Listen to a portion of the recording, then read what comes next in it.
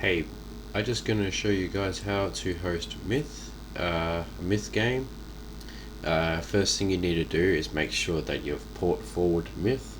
You could probably ask anyone in the lobby how to do this, but that's not going to be part of the tutorial.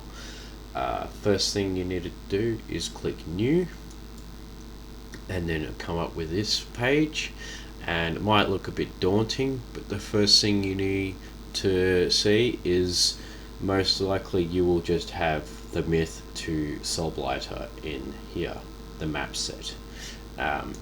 This is basically the file itself that you can download other ones as well. So you'll start off with the standard Myth 2.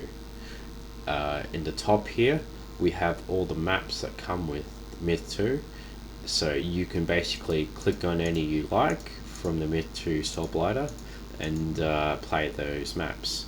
So in this case we're in the multiplayer, but if we go over here there's a button that says cooperative. If I click this, it'll change all the maps that work with single player, which you can play online and distribute the units and so forth and play with a friend, the campaign. So I'll go back to multiplayer, and the first thing you need to know as well is the game type. Different game types you can choose from. I won't explain the game types for this tutorial, but needless to say you can pick one here. Then at the top you type your name for the game. In this case mine says games here. The difficulty level, this is more important for the cooperative, but in this case I recommend just having it on legendary. Maybe normal if you want a tournament, but that's a bit complicated. Just I usually just pick legendary. Then over here you have the time limit, and basically the player limit is the amount of players that can join your game.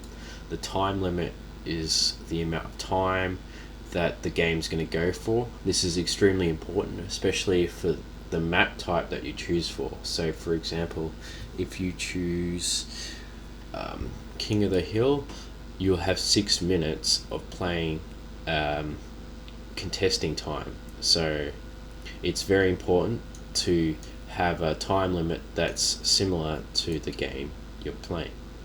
For example, if you're playing Flag Rally, it's going to take a bit longer, so I recommend about 7 to 8 minutes because you need to travel on the map a lot more than you would for a game of Capture the Flag.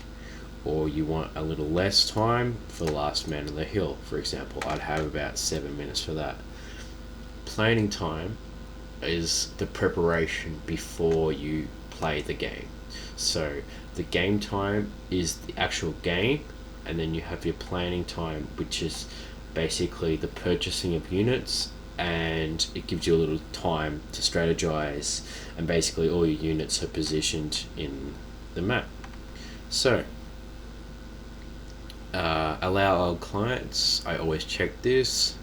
Server is observer, basically means that you are not going to play the game, but you can host for other people. Show enemy on map, I'd always check this option no matter what, unless you are playing some specific types of maps such as World War II plugins and tag sets, but that's not part of this tutorial, so check this. Allow veteran units, I'd check this if you are a new player, so yes. Allow alliances, I would not check this one. Allow teams, now this one is fairly important. Allowing teams will let the players choose what team they want to be on. So if you're with a friend, you can join that team. If you disable this, every player is randomly put into teams if the maximum starting locations on the map are exceeded. So if you click this and then click maximum 6, if I can do that properly, 3, 4, 5, 6, that way you can actually select everyone on the team that you want to be on, and everyone's pretty much happy. Deathmatch basically makes all the units reappear that die. I'd highly not recommend this unless you just want to muck around. So yeah, you use deathmatch if you basically just want to play around with the units. So you leave that off, and then you click OK. One thing I forgot to mention before I click OK is TFL gameplay will enable the Fallen Lords gameplay, because there's a Myth 1 engine that runs slightly different, and there's a different game mechanics, and also the unit statistics change considerably. So I'd recommend having this off unless you are going to play a TFL styled game. Anti-clump, I usually have this checked off if you have custom settings, and the reason is that you should learn to manage your units better than having them all clumped together. I mean, you should naturally you learn this in the progress of playing Myth, but yeah, it's good to start. I'd recommend maybe checking this if you're going to play cooperative. So the last one I'm going to mention is tag sets. Now, tag sets are downloaded content, and basically they change the complete aspect of the game, changing the units considerably to like World War II units, different creatures, different spells, different types of trades, points, etc., etc. Like there's a high definition conversion, for example, a seventh god. I have a plugin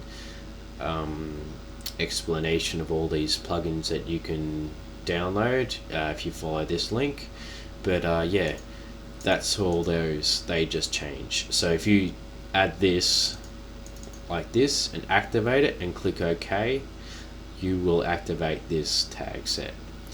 It's important to note that a lot will conflict, so make sure you use minimal as possible. And I think that just about covers how to host a game. You just click OK and the game is hosted. Simple. Here we have on the left hand side the players. Down the bottom is the chat panel, and on the right here, that's the map, what it is. So you can see the nice water, and there's a bit of mud in the middle. The game type, etc. Unit trading, I think I forgot to explain that one. If I just go back to options, unit trading basically lets you pick the units you want.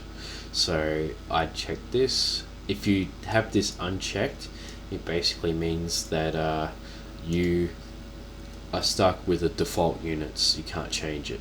Everyone on the map, I should say, can't change their units. So if you want a real fair playing field, then yeah, it makes it kind of interesting as well. Veterans, alliances, and all the stuff that we explained before is all listed there for everyone to see. 6 players, and that's how it's done. So I hope you enjoyed that tutorial. I'll see you later.